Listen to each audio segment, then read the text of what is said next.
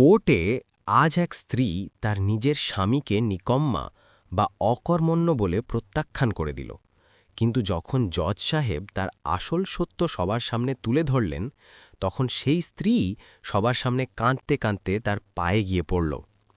আসলে এমন কি সত্য ছিল যা এই সম্পর্কটাকে চিরকালের জন্য শেষ করে দিল? সকালের সময় ছিল, কিন্তু শহরের ফ্যামিলি কোর্টে অস্বাভাবিক ভিড় জমেছিল। মানুষের মুখে কৌতূহল ছিল, কারণ আজ এমন একটি কেসের শুনানি ছিল যার আলোচনা গত কয়েক দিন ধরে পুরো শহরে চলছিল। কোর্ট নম্বর ৩-এর বাইরে মানুষ নিজেদের মধ্যে নিচু স্বরে কথা বলছিল। শোনা যাচ্ছে স্ত্রী নিজেই তার স্বামীকে নিকম্মা প্রমাণ করতে এসেছে। আজ তো বড় কিছু হতে চলেছে। এরই মধ্যে দরজা খুলল এবং ভেতরে দাখিল হল নেহা। আত্মবিশ্বাসে ভরপুর, দামি পোশাক, মুখে রাগ আর অহংকার পরিষ্কার দেখা যাচ্ছিল। তার পেছনে পেছনে ভেতরে এলো অর্জুন। সাধারণ পোশাক, ক্লান্ত মুখ আর নিচু হয়ে থাকা দৃষ্টি। দুজনকে একে অপরের থেকে একেবারে আলাদা মনে হচ্ছিল, যেন দুজন আলাদা জগতের মানুষ। কিছুক্ষণ পরেই জজ সাহেবও নিজের চেয়ারে এসে বসলেন। কেস নাম্বার ২৪৭, নেহা বনাম অর্জুন। পুরো কোর্ট রুম একদম শান্ত হয়ে গেল। জজ সাহেব ফাইল খুলতে খুলতে বললেন, এই মামলাটি ডিভোর্স সংক্রান্ত। কারণ বলুন। এটুকু শুনতেই নেহা সামনে এগিয়ে গেল। তার গলায় রাগ ছিল আর শব্দে ঘৃণা। জজ সাহেব, আমি এই লোকটার সাথে আর একদিনও থাকতে পারব না। পুরো কোর্ট মন দিয়ে শুনতে লাগল। এই লোকটা নিক্কাম্মা, না কোনো কাজ করে, না কোনো দায়িত্ব নেয়। অর্জুন ওখানেই দাঁড়িয়ে থাকল, মাথা নিচু করে, যেন প্রতিটি শব্দ তার বুক চিড়ে দিচ্ছিল। নেহা থামল না। গত ৩ বছর ধরে আমি একাই ঘর চালাচ্ছি, আর এ শুধু ঘরে বসে বাহানা বানাতে থাকে। কোর্টে বসে থাকা কিছু মানুষ নিজেদের মধ্যে ফিসফিস করতে লাগল। সত্যিই কি এমন? দেখতে তো তেমনই মনে হচ্ছে। জজ সাহেব অর্জুনের দিকে তাকালেন। আপনি কি কিছু বলতে চান? অর্জুন ধীরে ধীরে মাথা তুলল। তার চোখে ক্লান্তি ছিল, কষ্ট ছিল, কিন্তু এক অদ্ভুত শান্তিও ছিল। স্যার, ও যা বলছে সেটা পুরো সত্য নয়। নেহা সাথে সাথেই হেসে উঠল। এখন নতুন নাটক শুরু করবে এই লোকটা। জজ সাহেব টেবিলে হাতুড়ি মারলেন। কোর্টে শান্তি বজায় রাখুন। তারপর তিনি অর্জুনকে বললেন, আপনি পরিষ্কার করে বলুন সত্যটা কি। অর্জুন কিছুক্ষণ চুপ থাকল। সে একবার নেহার দিকে তাকাল, তারপর নজর নিচু করে নিল। স্যার, আজ যদি সত্য সামনে আসে, তবে হয়তো অনেক কিছু বদলে যাবে। কোর্টে বসা মানুষজন একে অপরের দিকে তাকাতে লাগল। জজ সাহেব গম্ভীর গলায় বললেন, কোর্ট সত্য জানতে চায় এবং আজ তা সামনে এসেই ছাড়বে। এটুকু বলে তিনি তার স্টাফের দিকে তাকালেন। ওই ফাইলটা নিয়ে আসুন। যেই এই শব্দগুলো বলা হলো, পুরো পরিবেশ বদলে গেল। আর নেহা, যে এতক্ষণ নিজেকে সঠিক মনে করছিল, তার মুখে প্রথমবার হালকা ভয়ের ছাপ দেখা গেল। তার আন্দাজে ছিল না যে পরবর্তী কয়েক মিনিটের মধ্যে তার জীবন পুরোপুরি বদলে যেতে চলেছে। কোর্টরুমে প্রত্যেকের নজর এখন জাজ সাহেবের সামনে রাখা ওই ফাইলের উপর আটকে গেল। জাজ সাহেব ধীরে ধীরে ফাইল খুললেন। কয়েক সেকেন্ড ধরে পাতা উল্টাতে থাকলেন, কিন্তু তার চোখের ভাব বদলে গিয়েছিল। তিনি এখন শুধু একটি কেস পড়ছিলেন না, যেন তিনি কোনো লুকানো সত্যের আভাস পেয়ে গেছেন। নেহা অস্থির হয়ে দাঁড়িয়েছিল। তার আঙুলগুলো নিজেদের মধ্যে জট পাকিয়ে যাচ্ছিল।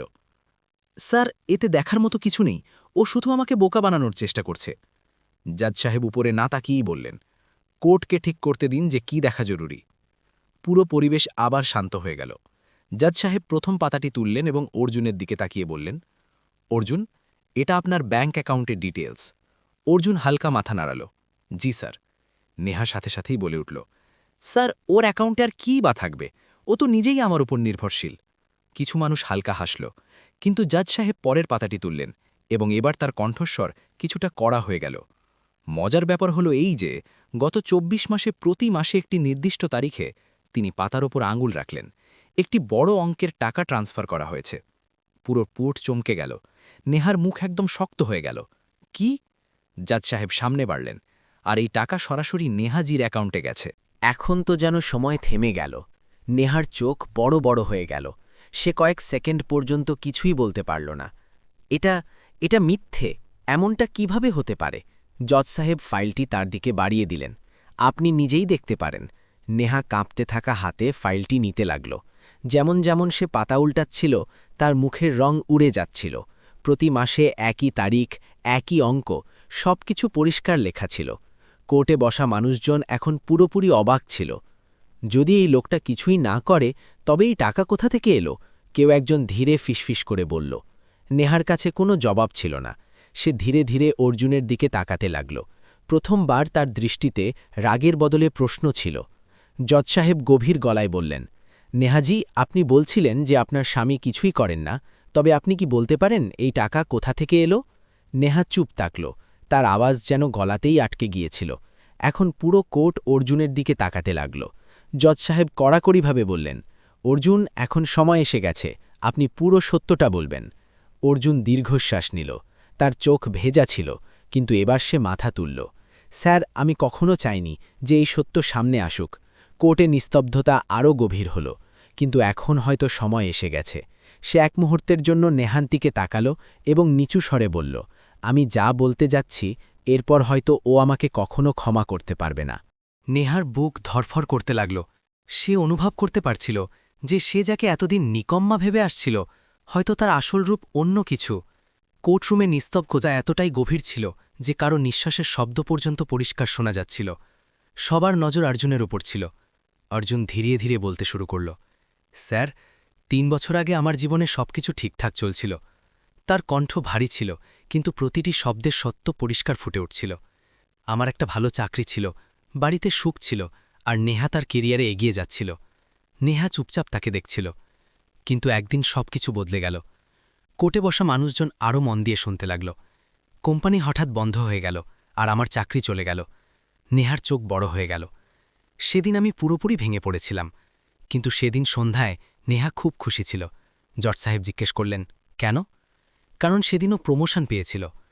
পুরো কোর্ট এক মুহূর্তের জন্য শান্ত হয়ে গেল। আমি ভাবলাম যদি আমি আমার চাকরি চলে যাওয়ার কথা বলে দিই তবে ওর খুশি সেদিনই শেষ হয়ে যাবে। নেহার চোখে জল আসতে লাগল। তাই আমি মিথ্যে বললাম। জজ সাহেব গম্ভীরভাবে জিজ্ঞেস করলেন, কেমন মিথ্যে? অর্জুন নজর নিচু করে নিল। আমি বললাম যে আমি ওয়ার্ক ফ্রম হোম করছি। কোর্টে গুঞ্জন শুরু হলো, কিন্তু আসলে সে কয়েক সেকেন্ডের জন্য থামল। আমি রোজ সকালে ঘর থেকে বেরোতাম, যেন অফিসে যাচ্ছি, আর তারপর সারাদিন কাজ খুঁজতাম। নেহার চোখের জল এখন আর থামছিল না। অনেক জায়গায় রিজেক্ট হলাম, অনেক সময় অপমান সইলাম, কিন্তু আমি হার মানতে চাইনি। জজ সাহেব মন দিয়ে শুনছিলেন। তারপর আমি ছোট ছোট অনলাইন কাজ শুরু করলাম। রাত জেগে ফ্রিল্যান্সিং করতাম। পুরো কোর্ট স্তব্ধ হয়ে গেল। যাই উপার্জন করতাম সেটা সরাসরি নেহার অ্যাকাউন্টে পাঠিয়ে দিতাম। জজ সাহেব জিজ্ঞেস করলেন, নিজের অ্যাকাউন্টে কেন রাখলেন না? অর্জুন হালকা হাসল, কারণ আমি চেয়েছিলাম ও যেন কখনো এটা অনুভব না করে যে ঘরের দায়িত্ব শুধু ওর ওপর। কোর্টে বসা অনেক মানুষের চোখ ভিজে গেল। নেহা এখন নিজেকে সামলাতে পারছিল না, কিন্তু অর্জুনের গলা আরও নিচু হয়ে গেল। আমি কখনো ওকে সত্যটা বলিনি।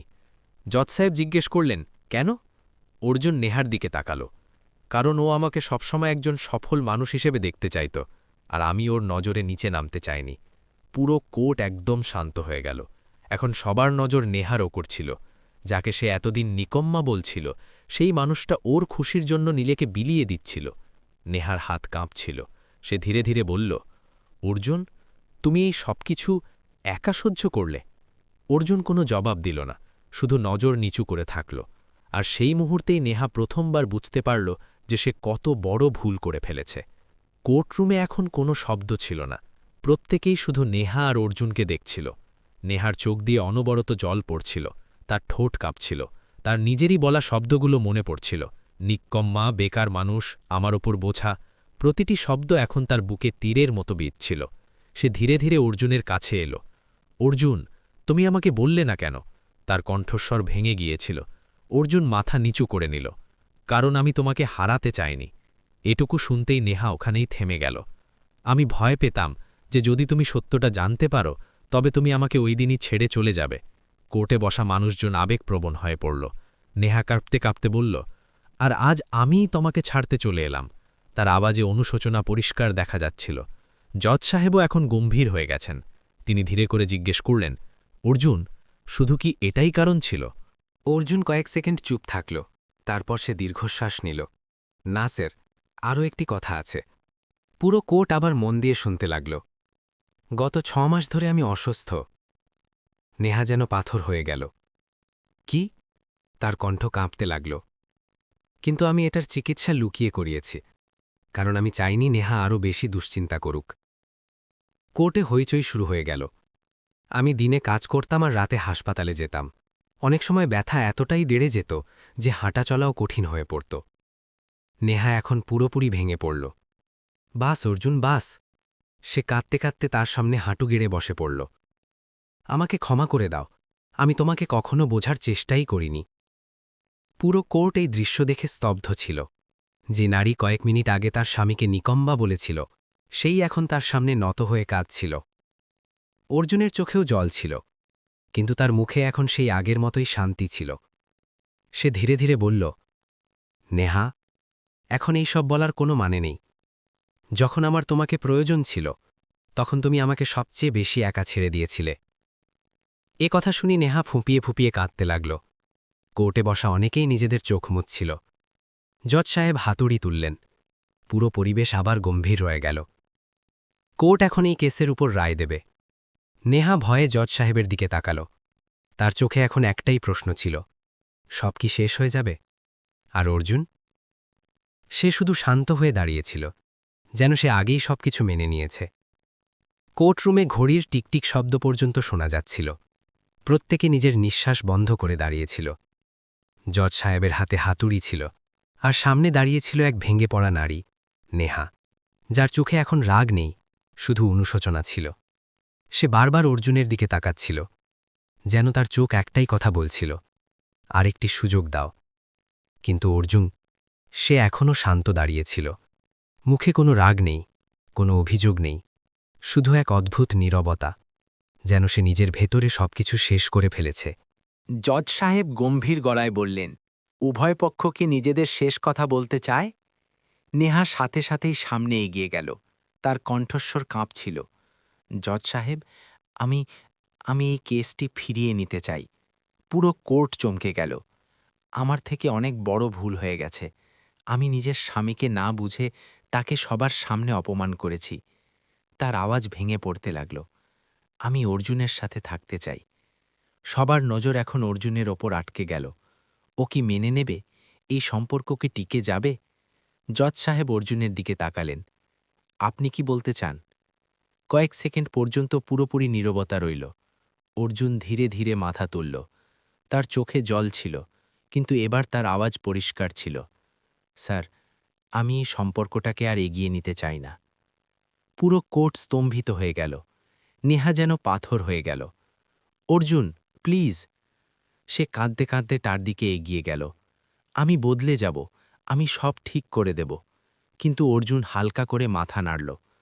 ভুল হলে সম্পর্ক ভেঙে যায় না। সম্পর্ক তখন ভেঙে যায় যখন মানুষকে একা ছেড়ে দেওয়া হয়। কোর্টে বসা প্রতিটি মানুষের হৃদয়ে এই শব্দগুলো ছুঁয়ে গেল। নেহার চোখের জল থামছিলই না। আমি তোমাকে একা ছেড়ে দিয়েছিলাম, কিন্তু এখন আমি তোমার সাথে আছি। অর্জুন প্রথমবার তার চোখের দিকে সরাসরি তাকাল। যখন আমার তোমাকে প্রয়োজন ছিল, তখন তুমি আমার বিরুদ্ধে দাঁড়িয়েছিলে। আজ যখন সত্য সামনে এলো, তখন তুমি আমার পাশে চলে এলে। তার আওয়াজে কষ্ট ছিল, কিন্তু সিদ্ধান্ত অটল ছিল। কিন্তু এখন অনেক দেরি হয়ে গেছে। পুরো কোর্ট একদম শান্ত হয়ে গেল। জজ সাহেব ধীরে ধীরে হাতুড়ি তুললেন। সবার নজর তার দিকেই আটকে গেল। নেহা কাঁদতে কাঁদতে ওখানেই দাঁড়িয়েছিল, আর অর্জুন এখন পুরোপুরি শক্ত দেখা যাচ্ছিল। কোর্ট তার রায় ঘোষণা করতে যাচ্ছে। যেই এই শব্দগুলো ধ্বনিত হল, পুরো পরিবেশ যেন থমকে গেল। আর পরের মুহূর্তেই এমন এক রায় আসতে চলেছিল যা এই সম্পর্কের ভাগ্য চিরকালের জন্য বদলে দেবে। কোর্টরুমে নিস্তব্ধতা চরমে ছিল। জজ সাহেবের হাতে তোলা হাতুড়ি যেন সবার হৃৎস্পন্দন থামিয়ে দিচ্ছিল। নেহার চোখ দিয়ে অনবরত জল পড়ছিল। তার নিঃশ্বাস দ্রুত হয়ে গিয়েছিল। আর অর্জুন এখনও শান্ত দাঁড়িয়েছিল, কিন্তু এবার তার চোখে কষ্টের সাথে সাথে এক অদ্ভুত দৃঢ়তাও ছিল। জজ সাহেব গভীর গলায় রায় শোনাতে শুরু করলেন। কোর্টের সামনে যে তথ্যগুলো রাখা হয়েছে এবং যে সত্য আজ সামনে এসেছে, পুরো কোর্ট এক পলকে তার দিকে তাকিয়েছিল। তার ভিত্তিতে কয়েক সেকেন্ডের জন্য তিনি থেমে দুজনকে দেখলেন। এই কোর্ট এই সিদ্ধান্তে পৌঁছাচ্ছে যে নেহার নিঃশ্বাস যেন আটকে গেল, যে এই সম্পর্কে সবচেয়ে বড় অভাব ছিল বিশ্বাসের। পুরো পরিবেশ ভারী হয়ে গেল। যেই ব্যক্তিকে নিকম্মা বলা হলো, তিনি এই সম্পর্কটা চুপচাপ পালন করে গেছেন। কোর্টে বসা মানুষজনের চোখ ভিজে গেল, আর যার ওপর সবচেয়ে বেশি বিশ্বাস থাকা দরকার ছিল তিনিই সত্য না জেনে নিজের সঙ্গীকে অপমান করেছেন। নেহা এখন আর নিজেকে সামলাতে পারছিল না। সে কাঁদতে কাঁদতে ওখানেই দাঁড়িয়ে থাকল। জজ সাহেব হাতুড়িটা আরেকটু ওপরে তুললেন। আদেশ দিচ্ছে এই কোর্ট। পুরো কোর্ট নিঃশ্বাস বন্ধ করে শুনছিল। তালাকের আবেদন মঞ্জুর করা হলো। যেই এই শব্দগুলো বাজল, নেহার পায়ের তলা থেকে যেন মাটি সরে গেল। সে ওখানেই টালমাটাল হয়ে গেল। কিন্তু জজ সাহেবের আওয়াজ আবার শোনা গেল। পুরো কোর্ট আবার সতর্ক হল। এই তালাক স্ত্রীর ভুলের কারণে নয়, বরং স্ত্রীর দ্বারা করা অপমান এবং বিশ্বাসের অভাবের কারণে মঞ্জুর করা হচ্ছে। এখন কোর্টরুমে নিস্তব্ধতা আরও গভীর হল। আর কোর্ট এটাও মনে করে যে অর্জুন এই সম্পর্ক টিকিয়ে রাখার জন্য যতটুকু ত্যাগ করেছেন তা একটি উদাহরণ। কয়েক সেকেন্ডের জন্য সবকিছু যেন থমকে গেল। নেহা এখন ফুঁপিয়ে কাঁদছিল। সে দৌড়ে অর্জুনের কাছে এলো। অর্জুন, প্লিজ যেও না, আমি সত্যি বদলে যাব, শুধু একটা সুযোগ দাও। কিন্তু এবার অর্জুন ধীরে ধীরে নিজের দৃষ্টি সরিয়ে নিল। কিছু সম্পর্ক একবার ভেঙে গেলে সেগুলো আবার জোড়া লাগানো শুধু লোক দেখানো হয়ে যায়। তার আওয়াজে কোনো রাগ ছিল না, শুধু একটি চরম সত্য ছিল। অর্জুন পেছনে না তাকিয়েই ধীরে ধীরে কোর্ট থেকে বেরিয়ে গেল। নেহা ওখানেই দাঁড়িয়ে থাকল, ভেঙে পড়া অবস্থায়, অনুশোচনায় ডুবে গিয়ে। আর পুরো কোর্ট শুধু এক নীরব সাক্ষী হয়ে রইল। সেদিন প্রত্যেকে একটি কথা বুঝে নিল, সম্পর্ক টাকা দিয়ে নয়, বিশ্বাস দিয়ে চলে। আর যখন বিশ্বাস ভেঙে যায়, তখন সবচেয়ে মজবুত সম্পর্ক তছনছ হয়ে যায়। আপনার যদি এই কাহিনীটি ভালো লেগে থাকে, তবে কমেন্ট বক্সে আপনার মতামত অবশ্যই লিখবেন। আপনি কোথা থেকে এই কাহিনীটি পড়ছেন বা দেখছেন সেটিও জানাবেন। সাথে আমাকে এও জানাবেন আপনার ভালো লাগলো কিনা।